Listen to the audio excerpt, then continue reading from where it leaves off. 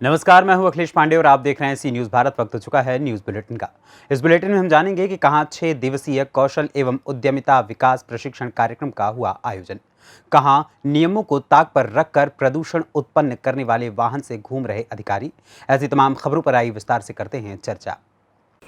Aspirational district Narmada अंतर्गत निर्धारित parameters के मुताबिक विविध क्षेत्र में हुए कामगिरी के बारे में मंत्री भागवत कराड़ ने जिला प्रशासन के साथ आयोजित समीक्षा बैठक की। केंद्रीय विभाग के राज्य कक्षा के मंत्री डॉक्टर भागवत कराड़ ने राजपीपला कलेक्टर कचहरी में जिला कलेक्टर डी शाह, जिला विकास अधिकारी अंकित पन्नू, जिला भाजपा प्रमुख घनश्याम भाई पटेल, निवासी अधिक कलेक्टर ए व्यास सहित विविध अधिकारियों के साथ बैठक का आयोजन किया और इसमें विशेष चर्चा भी की गई। आज नर्मदा शहर में डिस्ट्रिक्ट कलेक्टर के मीटिंग हो गई। डिस्ट्रिक्ट कलेक्टर माननीय शाह जी साथ में थे और इस मीटिंग में एस्पिरेशन डिस्ट्रिक्ट का आढावा लिया। हेल्थ रहो, एजुकेशन रहो, स्किलिंग रहो, तो अलग अलग क्षेत्र में कैसा काम चल रहा है और इसमें बढ़ावा कैसा दो, इसी के लिए ऊपर डिस्कशन होके पर्टिकुलरली हेल्थ सेक्टर में जो कुछ कमी है उसे के हेल्थ स्टेट गवर्नमेंट और सेंट्रल गवर्नमेंट के माध्यम से हेल्थ एक्टिविटी बढ़ने के लिए हम डिसीजन लिया है। पर्टिकुलरली सीटी स्कैन रहो, MRI मशीन रहो और कुछ डॉक्टर्स की कमी है। विश्वના નેતા અને હિન્દુસ્તાનના સર્વાધિક લોકપ્રિય વડાપ્રધાન આદરણીય નરેન્દ્રભાઈ મોદી સાહેબના સુશાસનના 8 વર્ષ પૂર્ણ થયા અને 9મા વર્ષનો પ્રવેશ થયો। આ નિમિત્તે સેવા, સુશાસન, ગરીબ કલ્યાણ સપ્તાહ આ જે આખા અઠવાડિયાનો કાર્યક્રમ પૈકી આજ રોજ નર્મદા જિલ્લાના આંગણે માનીય કેન્દ્ર સરકારના નાણાં મંત્રી આદરણીય ભાગવતજી, ડૉક્ટર ભાગવતજી આપણી વચ્ચે ઉપસ્થિત થયા અને એ પ્રસંગે સમગ્ર લાભાર્થીઓ જે છે, ખાસ કરીને મુદ્રા બેંકની લોન હોય, આયુષ્યમાન ભારતના અંતર્ગત જે કંઈક મેડિક્લેમની બાબત હોય, વન નેશન કાર્ડ સસ્તા અનાજમાં દુકાનમાંથી મેળવેલા જે લાભાર્થી હોય, અનેક પ્રકારના લાભાર્થી, આવાસ મળી હોય, એમને ગેસ સિલિન્ડર મળ્યું હોય, એને શૌચાલયમાં પ્રાપ્ત। गुजरात से सी न्यूज़ संवाददाता वसीम मेमन की रिपोर्ट। उद्योग एवं उद्यम प्रोत्साहन निदेशालय उत्तर प्रदेश विश्वकर्मा श्रम सम्मान योजना अंतर्गत 6 दिवसीय कौशल एवं उद्यमिता विकास प्रशिक्षण कार्यक्रम जनपद महोबा में चलाया गया। इस योजना के अंतर्गत महिलाओं को सिलाई सिखाई जाती है एवं पुरुषों को हलवाई का कार्य सिखाया जाता है। इस योजना से महिलाएं आत्मनिर्भर हो सकेंगी। इस 6 दिवसीय प्रशिक्षण के बाद उन्हें प्रमाण पत्र दिया जाएगा एवं उनके खाते में 1500 रुपए शासन द्वारा भेजे जाएंगे एवं शासन से मुफ्त सिलाई मशीन भी दिलाई जाएगी और हलवाई ट्रेड वालों को हलवाई का सामान किट के साथ दिया जाएगा। महोबा से सी न्यूज़ संवाददाता जयपाल वर्मा की रिपोर्ट। दोहरा तालबाले हनुमान मंदिर पर जितेंद्र उपाध्याय के शिष्य मलखान सिंह परमार ने जलाभिषेक किया।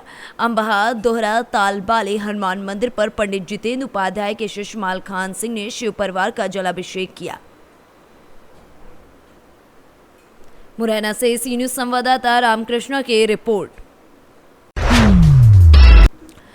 जिले के जिन अधिकारियों के ऊपर कानून को सख्ती से लागू करने तथा उसका अनुपालन कराने की जिम्मेदारी है, वही अधिकारी नियम को ताक पर रखकर कार्य कर रहे हैं। यही कारण है कि लोग भी अब इन अधिकारियों के आदेशों को गंभीरता से नहीं लेते। अधिकारियों के द्वारा नियम का उल्लंघन का मामला सासाराम से जुड़ा हुआ है, जहां पर एक अधिकारी के वाहन का ना ही फिटनेस है और ना ही प्रदूषण है। प्रदूषण पैदा करने वाले वाहन पर घूम रहे अधिकारी अक्सर सड़कों पर लोगों को नियमों की अनदेखी पर फटकार लगाते हुए देखे जाते हैं, लेकिन वो खुद ही परिवहन विभाग के द्वारा बनाए गए नियमों का पालन नहीं करते। सूत्रों की माने तो सदर अनुमंडल के कार्यपालक दंडाधिकारी की गाड़ी का ना ही फिटनेस है और प्रदूषण मापदंड भी पूरी तरीके से फेल है। इसके बावजूद वो उसी वाहन पर सवार होकर दिन भर सासाराम शहर के चक्कर लगाते रहते हैं। रोहतास से सी न्यूज़ संवाददाता पंकज कुमार की रिपोर्ट। चौपन थाना क्षेत्र अंतर्गत प्रीतनगर वाराणसी शक्तिनगर मार्ग मेन हाईवे पर अज्ञात ट्रक व वैगनार कार में पीछे से टक्कर मार दी। टक्कर इतनी जोरदार थी कि गाड़ी के आगे के परखच्चे उड़ गए। प्राप्त जानकारी के अनुसार कार में बैठे 4 लोग रावर्ट्सगंज से शक्तिनगर की तरफ जा रहे थे, तभी ये हादसा हुआ है।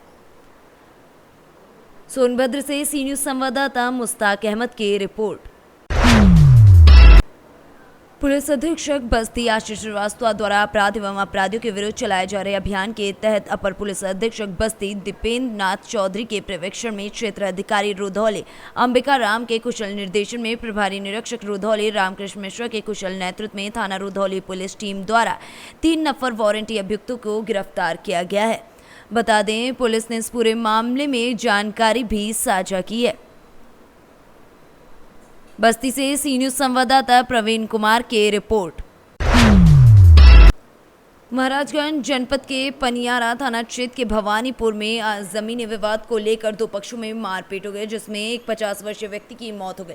मृतक के परिजनों का रो कर बुरा हाल है। वहीं परिजनों का आरोप है कि जमीनी विवाद में पुलिस के द्वारा लापरवाही की गई, जिससे मारपीट में लगभग 50 वर्षीय संतोष सिंह की मौत हो गई। सूचना के बाद मौके पर पहुंची पुलिस शव को कब्जे में लेकर कार्रवाई में जुट गई। दरअसल पनियारा थाना क्षेत्र के भवानीपुर गाँव के रहने वाले विजय सिंह के भाई राजनीत सिंह अपनी जमीन दीपचंद सिंह को बेच दिए थे। इसी जमीन पर विजय सिंह अपना कब्जा करना चाहते थे, जिसको लेकर के आज दीपचंद के भाई संतोष सिंह और विजय सिंह के बीच मारपीट हो गई। इस मारपीट के दौरान संतोष सिंह को गहरी चोट लगने के कारण उनकी मौत हो गई, जिसके बाद परिजनों का रो कर बुरा हाल है।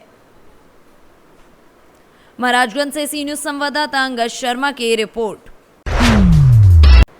पूर्वी चंपारण जिले के अरेराज के रहने वाले पूर्व मंत्री योगेंद्र पांडे के हृदय गति रुकने से बुधवार को मौत हो गई। योगेंद्र पांडे की मौत की खबर मिलने के बाद क्षेत्र में शोक की लहर दौड़ गई।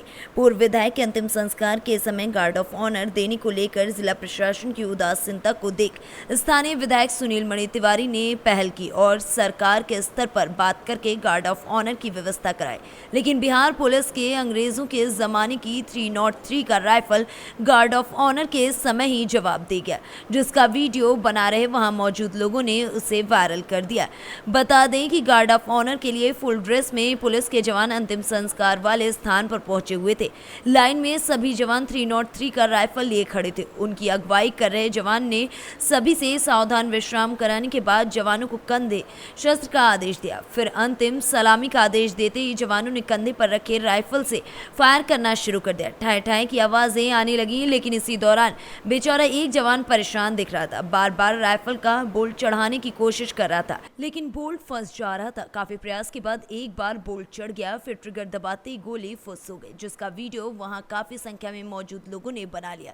उसी समय किसी ने वीडियो को वायरल भी कर दिया, जिसके बाद राजद नेता मणि श्रीवास्तव ने इस मुद्दे पर सवाल उठाते हुए कहा कि नीतीश कुमार बताएं कि वो इस हथियार के बदौलत कैसे बिहार को सुरक्षित रख पाएंगे। जी बताएगा।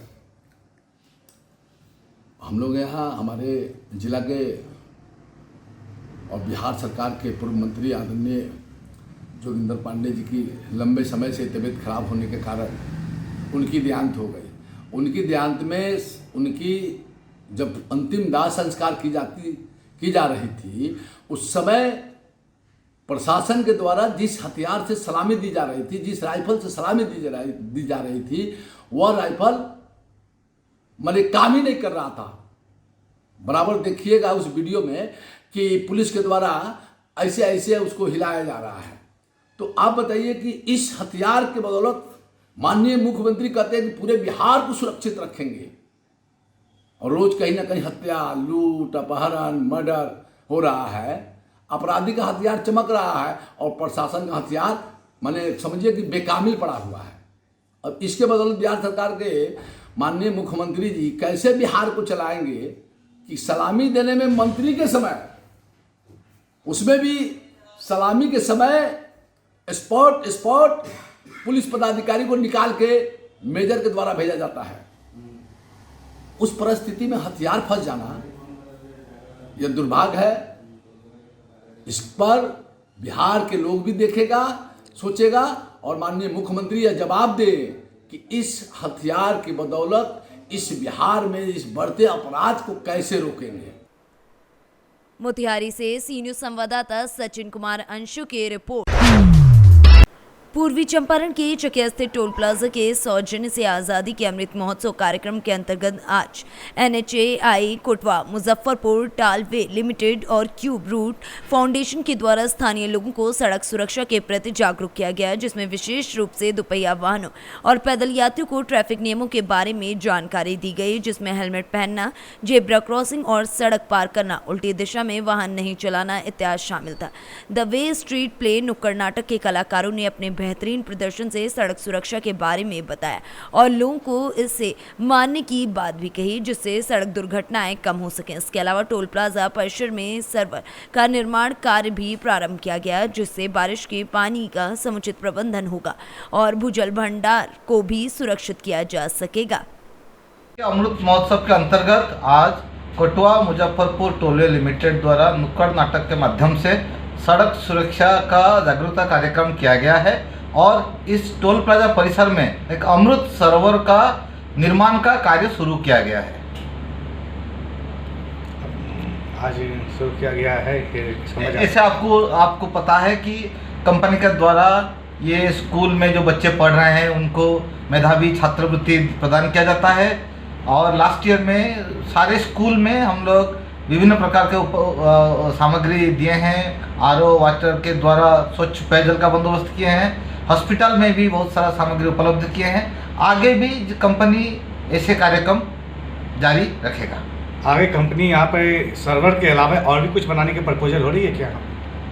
ये यहाँ पर सर्वर के अलावा यहाँ पर परिसर में एक निःशुल्क कंप्यूटर ट्रेनिंग सेंटर खुला जाएगा, जिसमें जो भी बच्चे आएंगे पढ़ने के लिए उनको निःशुल्क शिक्षा प्राप्त किया जाएगा। अपना परिचय। मैं Shivashish Sahu, senior vice president cube highway. Motihari से सी न्यूज संवाददाता सचिन कुमार अंशु की रिपोर्ट। उत्तर प्रदेश के कानपुर में पिछले शुक्रवार को नमाज के बाद दो समुदाय के बीच झड़प हो गई थी, जिसको लेकर पूरे देश में तनातनी का माहौल बन गया था। आज भी शुक्रवार को ये माहौल ना देखने को मिले, इसी को लेकर रामपुर में शांतिपूर्ण तरीके से नमाज खत्म हुई, जिसके बाद जिलाधिकारी रविंद्र कुमार मादन एवं पुलिस अधीक्षक अशोक कुमार शुक्ला ने राहत की सांस ली। नमाज के मद्देनजर बीते दिन से ही जिला एवं पुलिस प्रशासन पूरी तरीके से तैयारियों को बनाए रखा हुआ था। भारी फोर्स के साथ एसपी शहर की सड़कों पर निकले थे और मार्च पास्ट भी करते हुए नजर आए। देखिए, आज जो जुमे की नमाज को लेकर सुरक्षा के व्यापक इंतजाम किए गए हैं। सबसे पहले तो सभी धर्मगुरुओं के साथ में बहुत विस्तार में हमने बैठक की थी और सभी सम्राट लोगों को ये अवगत कराया था कि किसी प्रकार की अफवाह में कोई व्यक्ति ना आए और सभी लोग शांतिपूर्ण तरीके से अपनी नमाज भी अदा करें और शांतिपूर्ण तरीके से अपने घर पे जाएं। मुझे बहुत खुशी है कि हमारे जनपद के सभी धर्मगुरुओं ने बहुत ही सकारात्मक तरीके से अपना रिस्पॉन्ड किया और जनपद में कहीं किसी प्रकार का अफवाहें नहीं है। हमारे सभी पुलिस और मजिस्ट्रेट के सभी ऑफिसर्स जो हैं सभी ऑन फील्ड हैं, लोगों से चर्चा कर रहे हैं और एक अच्छा माहौल जनपद है। सर, अगर कहीं की घटना को लेकर कोई अगर तत्व फैलाता है तो उसके विरुद्ध किस तरीके की कार्रवाई की जाएगी? अफवाह फैलाने के विरुद्ध तो कड़ी कार्रवाई प्रभावी की जाती है और कानून उसमें अपना काम करेगा।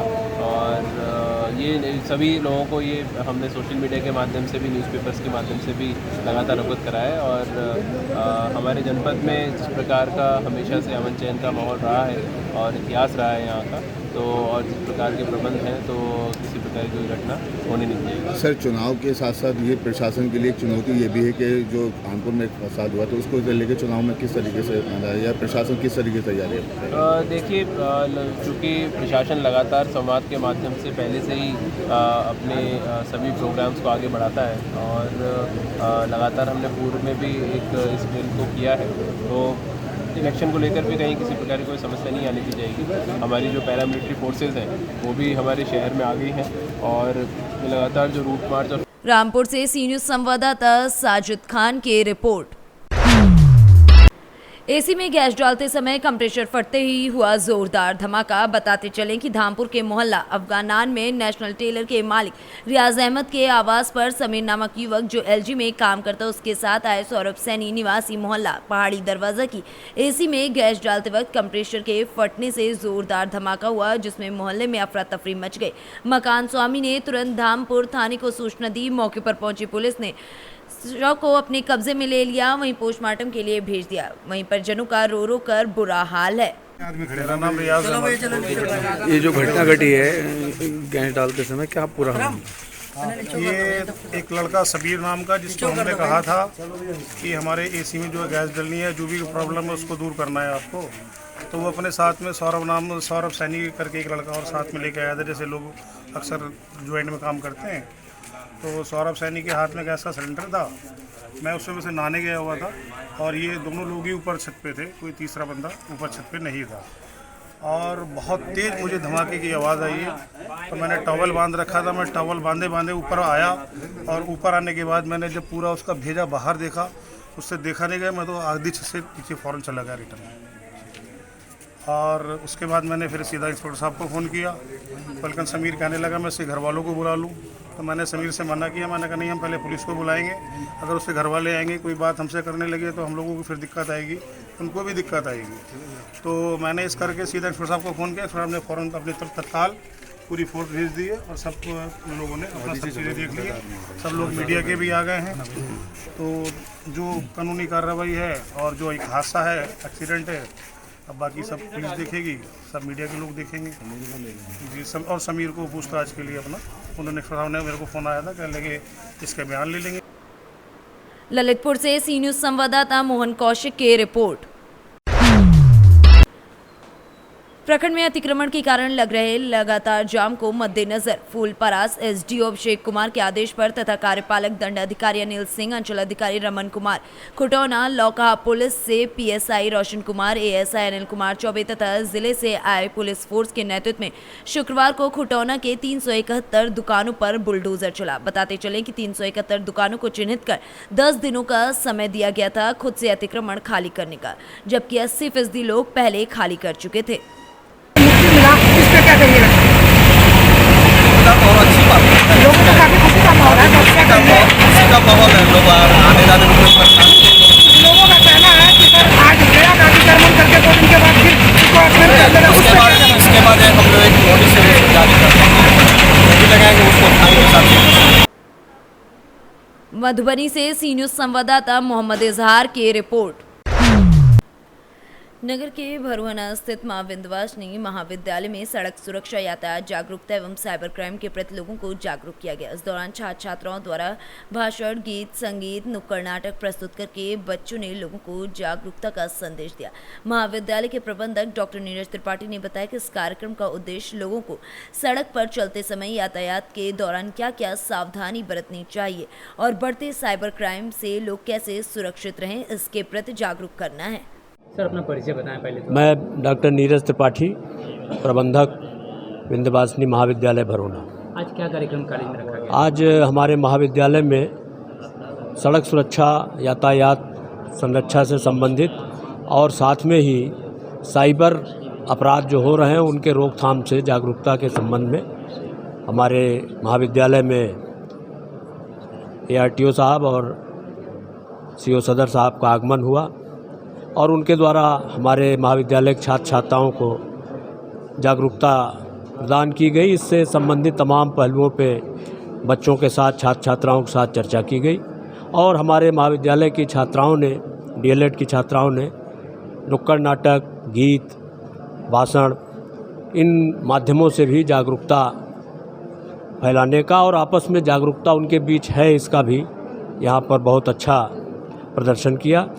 मैं आज महाविद्यालय में आए अपने सभी अतिथियों का अपनी ओर से, महाविद्यालय परिवार की ओर से स्वागत करता हूं, अभिनंदन करता हूं और उनका आभार व्यक्त करता हूं। महाविद्यालय प्रशासन की तरफ से कुछ शिक्षण या इस तरह के कुछ जो छात्राएं हैं उनको दिया जाता है अलग से आपको? हाँ, ये निश्चित है। पहले से भी हमारे यहाँ जो DLED की ये प्रशिक्षु हैं, इनको नियमित हमारे यहाँ जो सुबह का प्रेयर का समय होता है वह रोज़ किसी न किसी एक विषय पर उनसे चर्चा की जाती है, उनके अपने भाषण कराए जाते हैं, उनके बीच जागरूकता कराई जाती है। जो रोज़ के हमारे जो अखबार में न्यूज़ होती है उस पर भी चर्चा होती है।